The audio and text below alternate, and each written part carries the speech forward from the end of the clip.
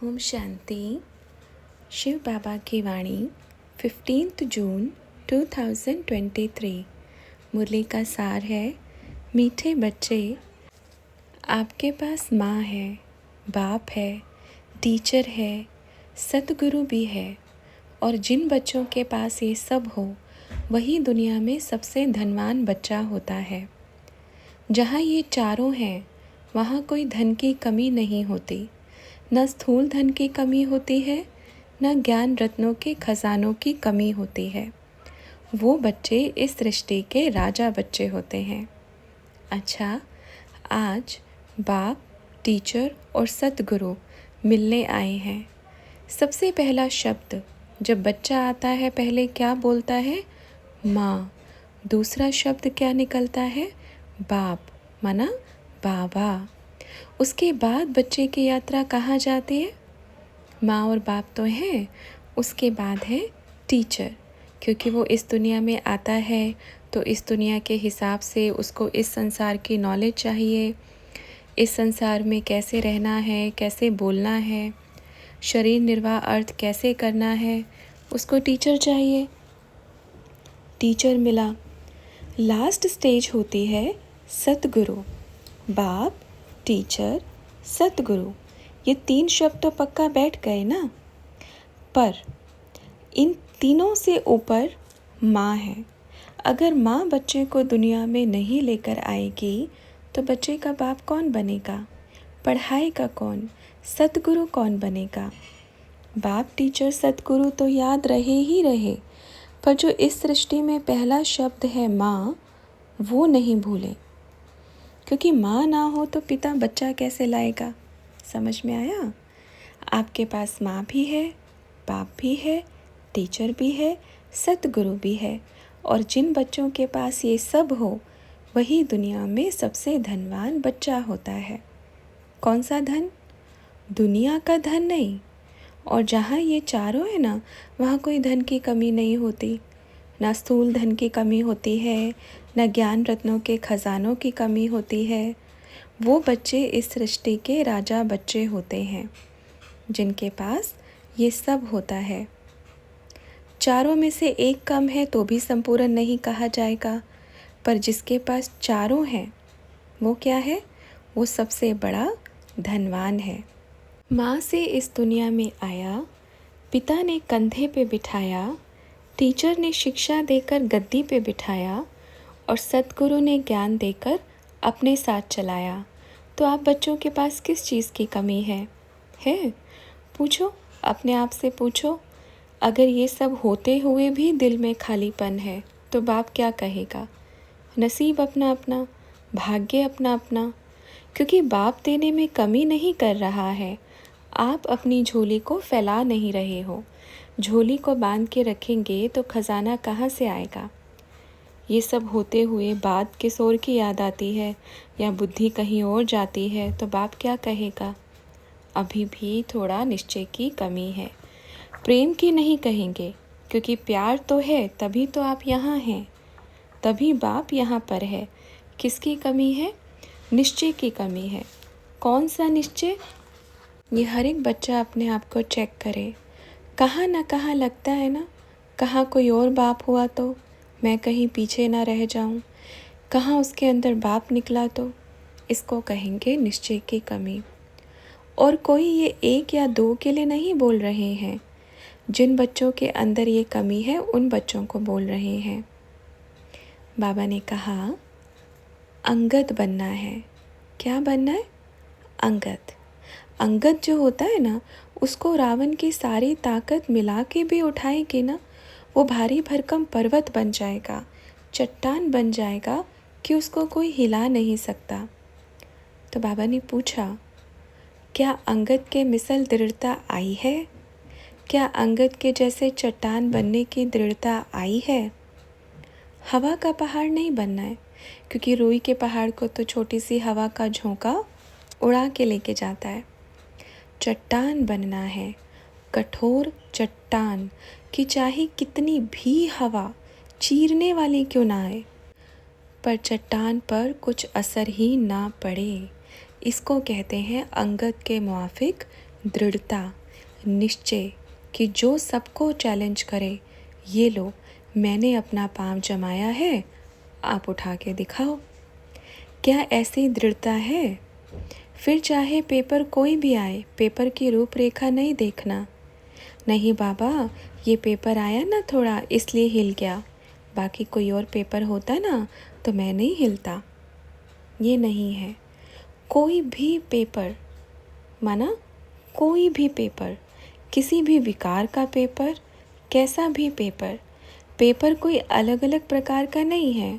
Paper माना paper, paper के अंदर कुछ भी लिखा होगा ना।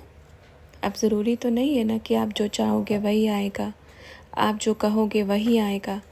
नहीं, पढ़ाई तो देखो, अगर आप एक डॉक्टर बनने की, इंजीनियर बनने की पढ़ाई पढ़ रहे होते तो सोचते कि हाँ आपने जो पढ़ाया है वही आएगा।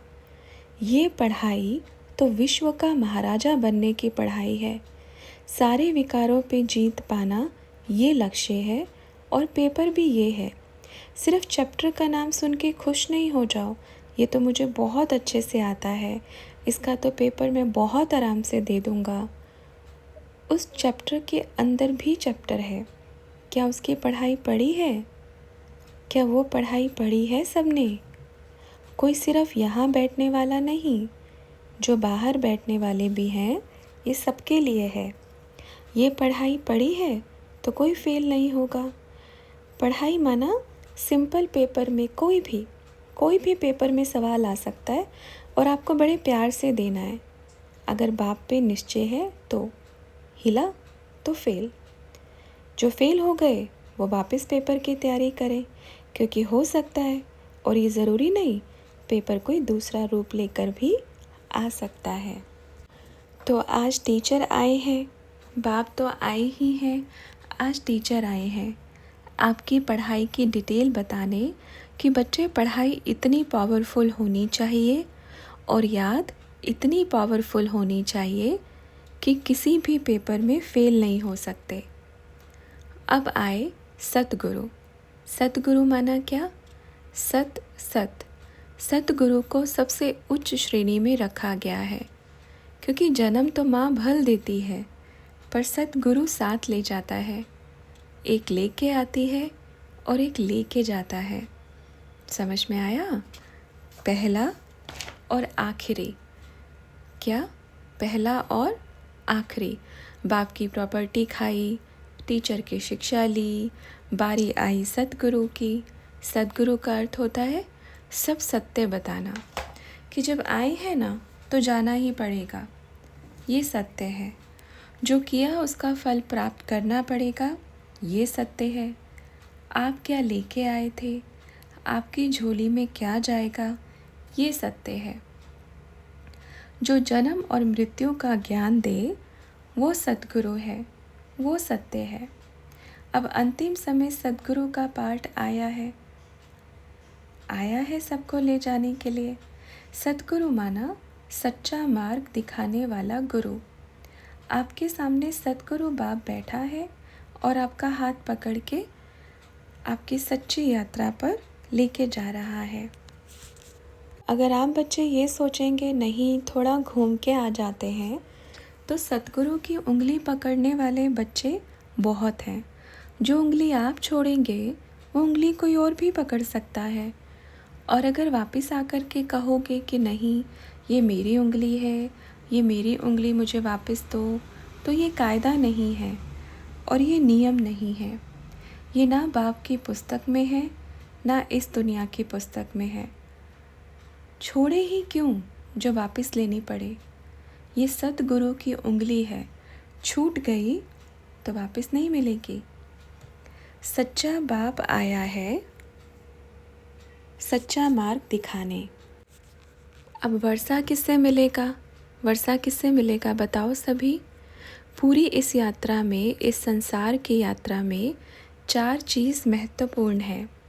माँ, बाप, टीचर और सतगुरु, और बाकी कर्म।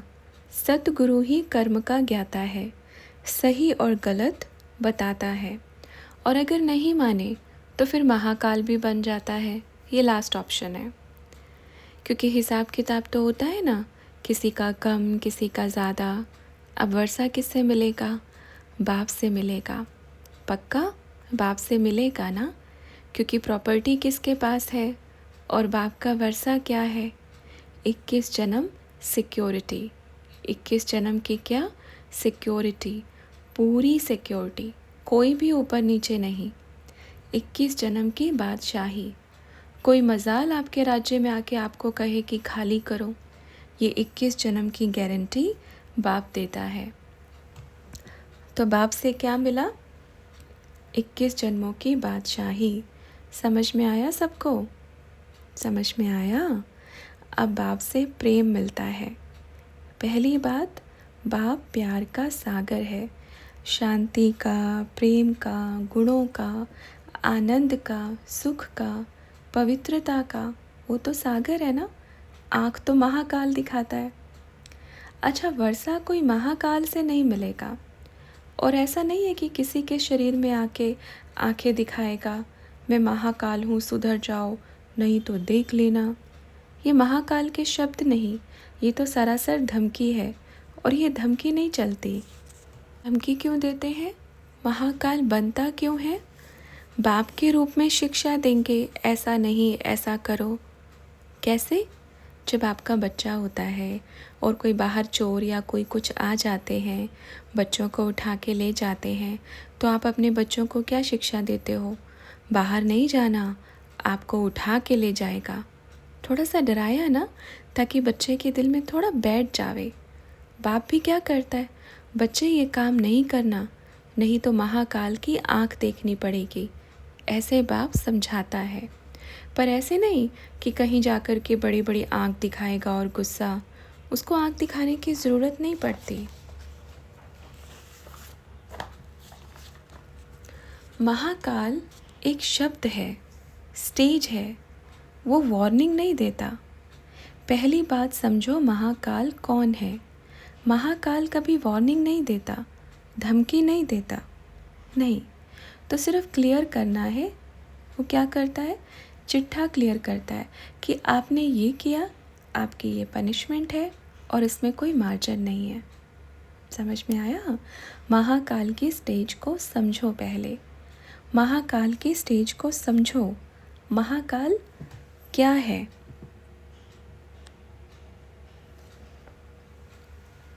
बाप की स्टेज वो गद्दी है। महाकाल वो गद्दी है कि जब वो उस गद्दी पे बैठेगा तो आपको वार्निंग नहीं देगा, आपको धमकी नहीं देगा, बस क्लियर करेगा कि आपका ये पाप कर्म है, आपकी ये पनिशमेंट है, आपने ये पुण्य कर्म किया है, आपका फल ये है। बाकी मैं ऐसे कर दूंगा, मैं वो कर दूंगा, मैं सबको मार दूंगा, मैं सबको ख़त्म कर दूंगा, मैं सब कुछ ले लूँगा। ये शब्द महाकाल को बोलने की आवश्यकता है ही नहीं। उस गद्दी पर बैठ करके ये शब्द उच्चारण नहीं हो सकते, क्योंकि वो गद्दी है, न्याय की गद्दी है, धमकी वार्निंग देने की गद्दी नहीं है। बस आपके हाथ में चिट्ठी है, आपकी ये कमी है, आपने इतने जीवन काल में ये कमाई की है, ये पुण्य किया है, आपका रास्ता ये है, आपका ये है। ये महाकाल की स्टेज है। उसमें आप कोई रिश्वत का नाम नहीं दे सकते। थोड़ा सा रहम करो ना, थोड़ी दया दिखाओ ना, आपने तो बाप बन के बहुत प्यार किया था ना, अब आपको क्या हो गया, आप ऐसे क्यों हो गए हो, आपको ऐसा नहीं करना चाहिए। ऐसे महाकाल की स्टेज नहीं है। सिर्फ आपके हाथ में चिट्ठी होगी और यात्रा होगी, मार्ग होगा, या तो सज़ा या तो स्वर्ग। और स्वर्ग का गेट भी तो सब कुछ साफ होकर के ही जाएगा ना। तो बच्चों, वर्षा महाकाल से नहीं मिलता, वर्षा तो बाप देता है। और देखो, अभी जो लायक बनेंगे, बाप की श्रीमत पर चलेंगे, माँ की श्रीमत पर चलेंगे। जहाँ माँ बाप है ना, तो दोनों की सलाह होती है। बाप ने मत दी, माँ ने मत दी, माँ ने मत दी, बाप ने मत दी। जैसे लक्ष्मी नारायण कंबाइंड है, तो माँ बाप तो अलग थोड़ी हैं, वो क्या है? वो कंबाइंड है। आप अलग कैसे कह सकते हो? अच्छा, तो सभी बच्चे पहले बाप, टीचर, सतगुरु और महाकाल के पाठ को गहराई से समझें। बनना क्या होता है? स्टेज होती है, जैसे जज होता है। इस दुनिया के जज को देखा? कोर्ट में जाएंगे वो देखेगा इसने ये भूल की है, इसकी सज़ा ये है। क्या जज के सामने रिक्वेस्ट कर सकते हो? नहीं ना, खलास, केस ही ख़त्म होता है। तो महाकाल एक स्टेज है, जज की स्टेज है, न्याय की स्टेज है, और उनके सामने रिश्वत कहो, रिक्वेस्ट कहो, कुछ भी कहो, वो नहीं जानता। बाप भी एक स्टेज है, प्यार का सागर है, प्यार का सागर है, प्यार करेगा। और जैसे ही महाकाल की गद्दी पे बैठता है, जो सज़ाकारी होते हैं उनको बस बोलता है कि अभी इनके साथ ऐसा होना है, इनकी ये पनिशमेंट है, तो आप अभी निपट लेना। समझ में आया? अब आओ माँ के ऊपर। माँ को क्या बोलते हैं? माँ को जननी बोलते हैं। जिन्होंने कहा स्त्री नरक का द्वार है, जिनके मुख से ऐसे कटु शब्द निकले कि स्त्री नरक का द्वार है, तो सबसे पहले उन बुद्धू बच्चों को ये समझ में आना चाहिए कि जिस स्त्री को आप क्या बोलते हो ना, नरक का द्वार है, उसी द्वार से आप भी निकल के आए हो। कोई आप आसमान से या धरती को चीर के नहीं आए हो, या आसमान को चीर के आए हो, या किसी पर्वत को फाड़ के आए हो। नहीं, आप भी उस नरक के द्वार से ही पैदा हुए हो। अपनी सोच से नरक का द्वार कहा, पर बाप क्या बोलते हैं? वो द्वार नरक का नहीं, वो स्वर्ग का द्वार है। क्योंकि श्री कृष्ण जो आता है वो कहाँ से आएगा? उसी द्वार से आएगा ना। और वो जाके स्वर्ग के गद्दी को हब कर लेता है। तो स्वर्ग का द्वार हुआ या नरक का द्वार हुआ? किसका द्वार हुआ? तो पहले सभी अपनी सोच को ऊंचा बनाओ, अपनी दृष्टि को पावरफुल बनाओ। माँ से वर्षा नहीं मिलता आपको। कहे बाप सारी कमाई लाके माँ के हाथ में ही देता है। जो चाबी होती है ना, वो कहाँ पर आती है? माँ के पास आती है।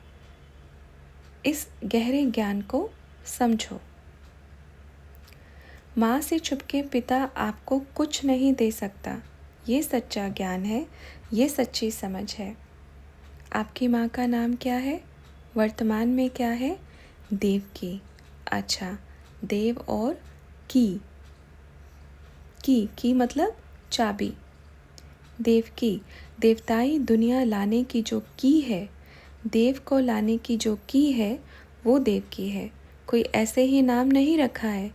की माना चाबी, और लास्ट में देवकी है, माना 21 जन्म तक की जो की है वो लक्ष्मी के हाथ में ही रहेगी।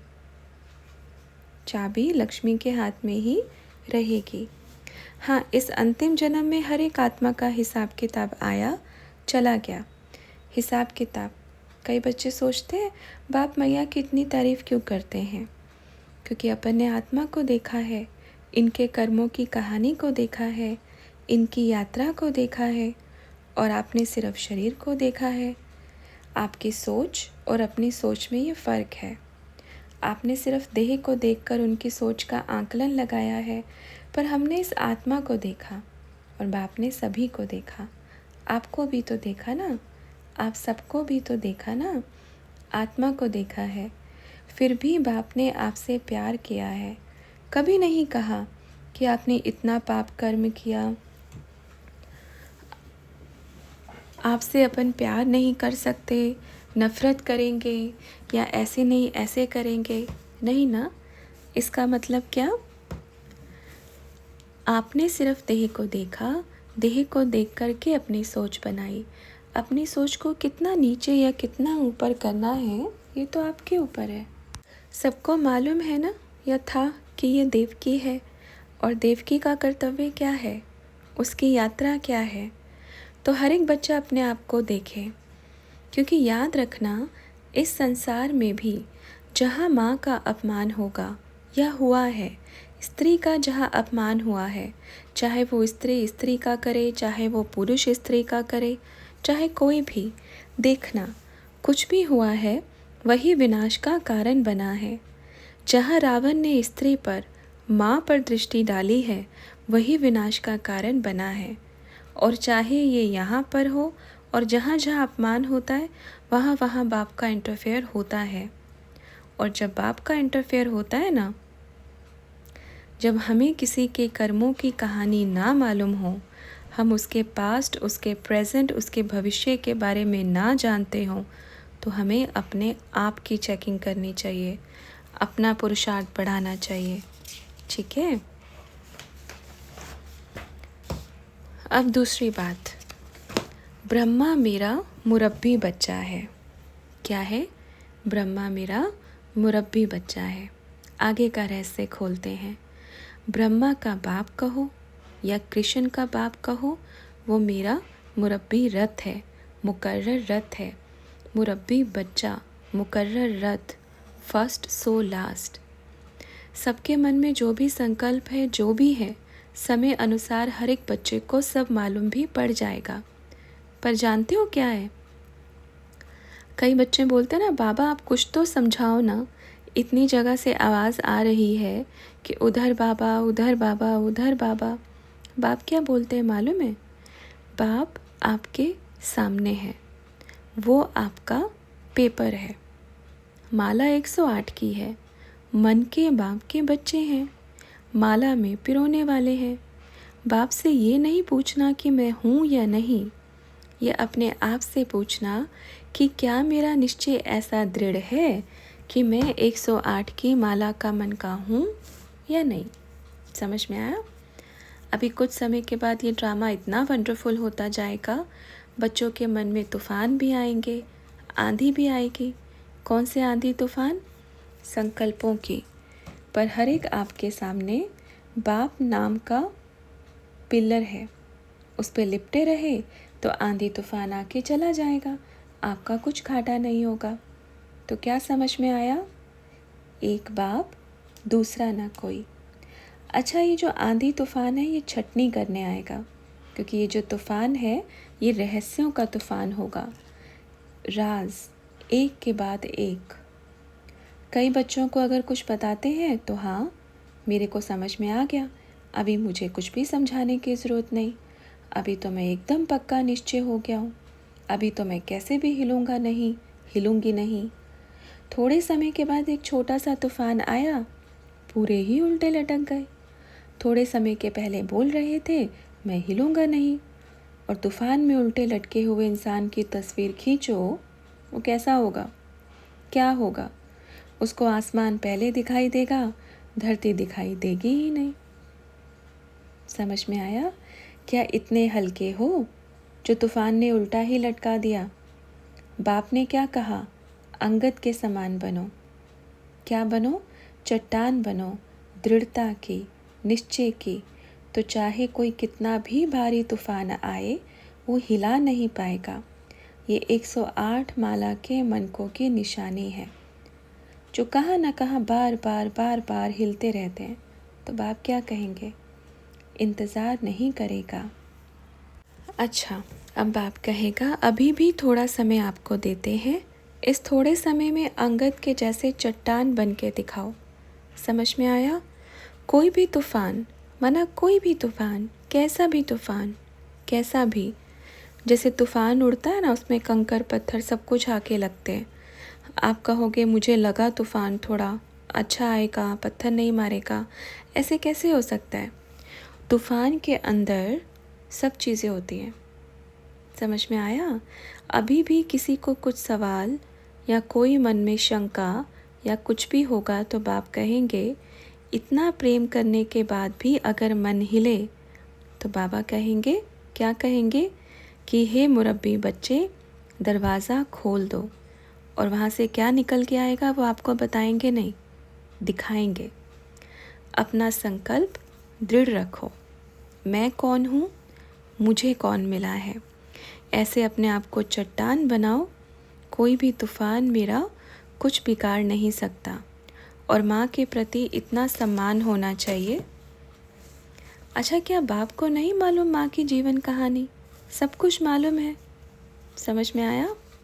अच्छा बच्चों, आज बहुत अच्छा लगा, क्योंकि बच्चे सोचते हैं बाबा का आना इधर कम हो गया है ना, तो पक्का वो कहीं और अपनी टीम तैयार कर रहा है। ये संकल्प करना उनको क्या कहेंगे? अपनी बुद्धिमत्ता का प्रदर्शन करना, अपनी बुद्धि का परिचय देना, मतलब अपनी बुद्धि का परिचय देना। ये नहीं सोचना बाप कम समय दे रहे हैं, अभी तो 1 मास में 1 ही बार आते, वो भी थोड़े समय के लिए, तो ज़रूर कहीं और बाप का पाठ चल रहा होगा। अरे बच्चों, बाप माँ और बच्चों को छोड़ के कहीं नहीं जाने वाला। जहाँ माँ है वहाँ बाप है, और जहाँ माँ और बाप है वहाँ कौन है? बच्चे हैं। तो ये तो कॉमन बात है समझने की। अच्छा, अपने को थोड़ी नौकरी करनी है कि कमाने के लिए कहीं दूसरी जगह जाना पड़ेगा, नहीं ना, अपने को तो माँ के साथ ही रहना है।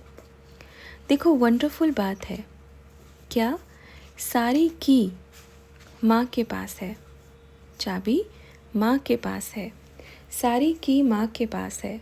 मतलब कि जब माँ परम धाम जाएगी, हम जब लेने आएंगे तो बिना माँ को लिए परम धाम नहीं जाएंगे। जब आप शादी करने के लिए जाते हो, बिना दुल्हन के अपने घर आते हो? अगर आ गए तो आपको बहुत गालियाँ पड़ेंगी, लोग तरह तरह की बात कहेंगे कि ज़रूर इसने कुछ ऐसा काम किया होगा इसलिए दुल्हन को छोड़ के आया। आपको समझ में आया बाप क्या बोल रहे हैं? बाप अगर परम धाम में जाएंगे तो बिना माँ के नहीं जाएंगे। फिर आप कहोगे क्या इतने बच्चे फिर कहाँ रहेंगे, विनाश होगा तो? सबको बारात घर में इंतज़ार करना पड़ेगा, माना? सूक्ष्म वतन, सबको सूक्ष्म वतन में इंतज़ार करना पड़ेगा। फिर सवाल आया, तो अब मुरब्बी बच्चा कैसे आएगा? आया ना? आप बच्चों के एक एक सवाल भी आ रहे हैं, क्या पहले वो घर में नहीं जाएगा? मुरब्बी बच्चे के लिए माँ कुछ समय के लिए उनको चाबी देगी, जाओ अपने घर के नक्शे को आँखों में उतार के आओ, क्योंकि आपको सिर्फ 1 सेकंड के लिए घर देखने जाना है, बाकी आपका बाप तो मेरे पास है। अब घर पे क्या करोगे? घर तो खाली है। समझ में आया? जहाँ माँ बाप नहीं है उस घर में जाके बैठोगे क्या? उस घर में जा कर के कैसे बैठेंगे? माँ बाप के साथ जाना अच्छा लगेगा ना? अच्छा बच्चों, और ये नहीं सोचना कि बाबा और जगह जगह जो भी चल रहा है वो क्या है, वो ड्रामा की छोटी छोटी सीनरियाँ हैं। जब कहीं मेला लगता है तो आप सीनरियाँ देखने जाते हो ना, किसके साथ जाते हो? माँ बाप के साथ। तो आप कहोगे नहीं बाबा, मेरे को यही पसंद आ गया, ये सीनरी अच्छी लगी क्योंकि ये सेम आपकी जैसी फ़ोटो लग रही है। आपके पास तो ओरिजिनल है, आप फ़ोटो देखने जाओगे? ये ड्रामा की छोटी छोटी सीनरियाँ हैं, वो आएंगी और जाएंगी, आएंगी और जाएंगी। चंचल बुद्धि नहीं बनना कि उधर चिपकना है। आपने बाप का हाथ पकड़ा है, मेले में घूम रहे हो, ये सृष्टि रूपी मेला है। बाप की उंगली पकड़कर मेले में खो गए तो क्या होगा? समय बर्बाद हो जाएगा। बाप तो फिर भी ढूंढ ही लेगा, पर क्या बाप के दिल का वैसा प्यार रहेगा? डांट लगाएगा, क्यों छोड़ी उंगली, क्यों गए उधर, है ना? आता है ना बाप को, किसने बोला था उंगली छोड़ने के लिए? फिर क्या करेगा बाप? भरोसा नहीं करेगा, ये कभी भी उंगली छोड़ सकता है, इसलिए उसका हाथ पकड़ लेता है कस के। समझ में आया? अच्छा बच्चों, सब ठीक हो, खुश होना। आज मुरब्बी बच्चे की जगह हमने ले ली, आज मुरब्बी बच्चा बहुत खुश है। अच्छा, फिर मिलेंगे। तो बच्चों ने कहा बाबा जल्दी जल्दी आते रहना। बाबा ने कहा जल्दी जल्दी आएंगे, आपका भी तो निश्चय देखेंगे ना, क्योंकि बच्चे अपनी बुद्धि को बड़ा तेज़ दौड़ाते हैं। तो आज बाप यही कहने आए हैं सबको, जहाँ माँ है वहाँ बाप है। बस एक चीज़ याद रखो, जहाँ की है वहाँ सब खजाने हैं। अगर की गायब हो गई, है ना, अगर देव की गायब हो गई तो सारे खजाने गायब हो जाएंगे। तो अभी सभी अपना अच्छा विचार सागर मंथन चलाना, ठीक है? फिर बाबा ने सभी को ड्रिल कराई।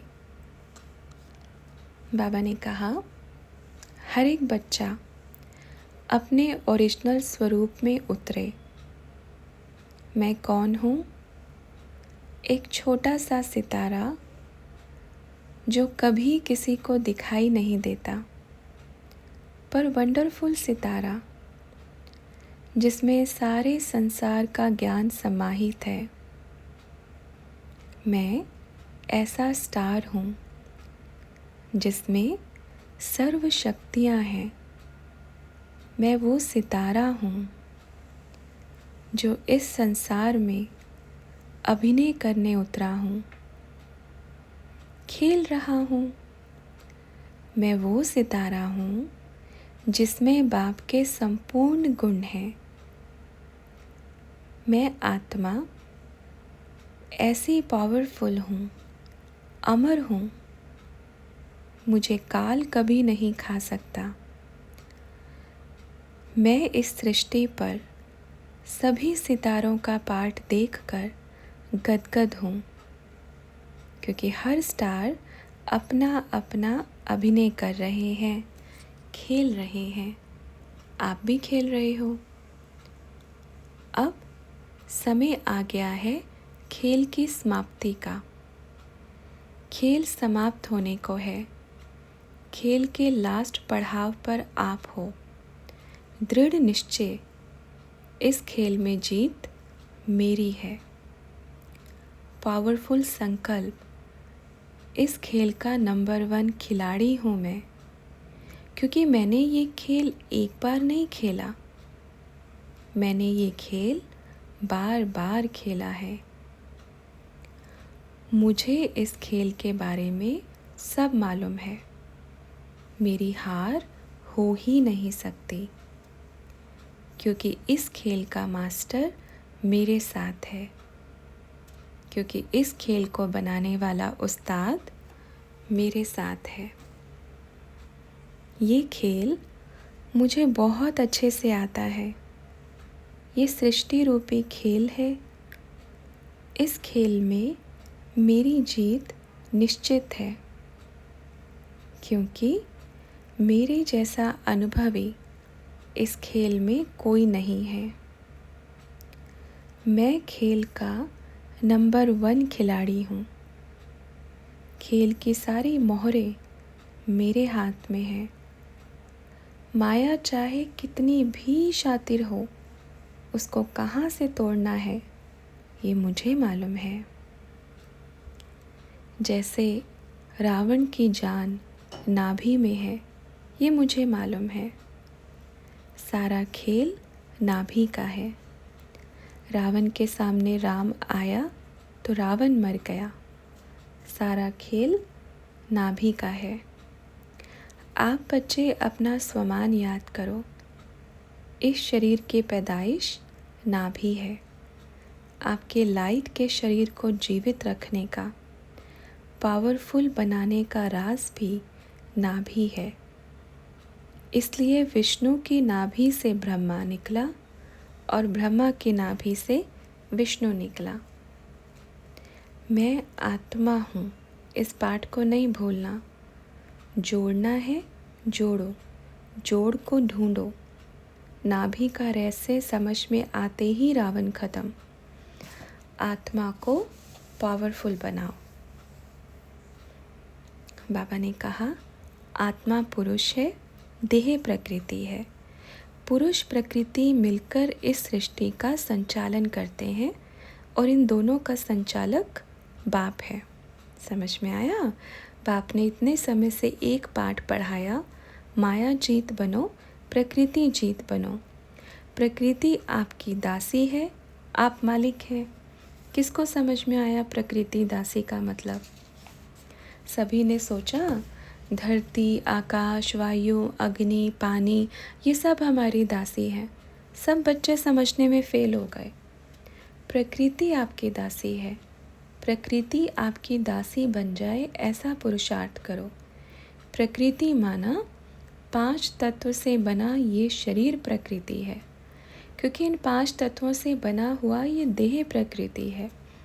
तो प्रकृति जीत बनो, माया जीत बनो। ये देह प्रकृति है और माया पुरुष को पकड़ती है। किसको? आत्मा को। माया किसको पकड़ती है? प्रकृति और पुरुष। माया जीत बनो। इसलिए आपको भाई भाई क्यों बोला? क्यों? आत्मा क्या है? आत्मा पुरुष है, ये शरीर प्रकृति है, तो माया जीत बनो, प्रकृति जीत बनो। हे पुरुष, हे आत्मा, इस शरीर पर भी, इस प्रकृति पर भी विजय प्राप्त करो। हे आत्मा, इस माया पर भी विजय प्राप्त करो। सारा खेल प्रकृति पुरुष का है। प्रकृति को समझो। प्रकृति क्या है? पुरुष क्या है? ये दोनों आपस में ऐसे मिले हैं। कैसे? कि अगर अलग हो जाए तो दोनों का अस्तित्व खत्म। पुरुष प्रकृति से अलग हो जाएगा तो प्रकृति मिट्टी, पुरुष जड़ बन जाएगा। खेल समझ में आ रहा है? अगर प्रकृति से पुरुष अलग होगा तो प्रकृति मिट्टी और पुरुष जड़ बन जाएगा, और इन दोनों को मिला दिया तो चैतन्य बन जाएगा। इसलिए कंबाइंड रूप दिखाया है, प्रवृत्ति मार्ग, लक्ष्मी और नारायण। आज बहुत रहस्य खुल गए हैं ना। वैसे तो ब्रह्मा बाप की पोटली हमेशा भरी रहती है, पर मुरब्बी बच्चे को मालूम है, क्योंकि सब जगह चक्कर लगाते रहते हैं। कैसे? नारायण नारायण करके। मतलब क्या? कि सबको याद दिलाते हैं, नारायण को याद करो। नारायण मतलब क्या? इस सृष्टि के जो रण का मालिक है, इन तीनों लोकों का जो रण का मालिक, वो नारायण, वो जो तीनों लोकों का रचयिता नारायण। इसलिए मुरब्बी बच्चा जहाँ तहाँ जाकर नारायण नारायण करके परिचय देता है ना। वो अपने आप को नारद समझता है। दुनिया में भक्ति मार्ग में नारद की कहानी अलग है। वास्तव में नारद मतलब उस रण में रहने वाला एक प्रथम पुरुष, प्रथम आत्मा, मालिक। वो अपने आप को नारायण नहीं नारद कहता है कि मैं भगवान नहीं, मैं भगवान का बच्चा हूँ, मैं उसकी संतान हूँ। मेरे पिता नारायण है, सारे रणों का मालिक है, इस भूमि का, तीनों लोकों का, तीनों कालों का मेरा नारायण मालिक है। वो हमेशा अपना बाप का परिचय ऐसे सबको देता है। क्या नारद जैसे बने हो? क्या मुरब्बी बच्चे जैसे बने हो? वो बच्चा कभी नहीं बोलता नारद नारद, नहीं, नारायण नारायण। मानो अपना परिचय नहीं देता। किसका परिचय देता है? नारायण का। सबसे पहले मुख से नारायण नारायण निकलेगा। तो आपका नारायण आपके सामने बैठा है, पहचानो। इस संसार का नारायण, तीनों लोकों का नारायण आपका पिता है, पहचानो। लास्ट में क्या होगा? नारद भी गुम, नारायण भी गुम, लक्ष्मी भी गुम, तो साथ में चलना है ना। अच्छा, जो यहाँ बैठे हैं और बाहर बैठे हैं, सभी को नारायण का, नारद का मीठा मीठा याद प्यार और स्वर्ग के सोने की गुड मॉर्निंग। स्वर्ग, सोना मतलब गोल्ड की गुड मॉर्निंग, गोल्ड नहीं, रियल गोल्ड की गुड मॉर्निंग। आप बच्चे हमेशा बाप की गोदी में रहो और खुश रहो। अच्छा, फिर मिलेंगे।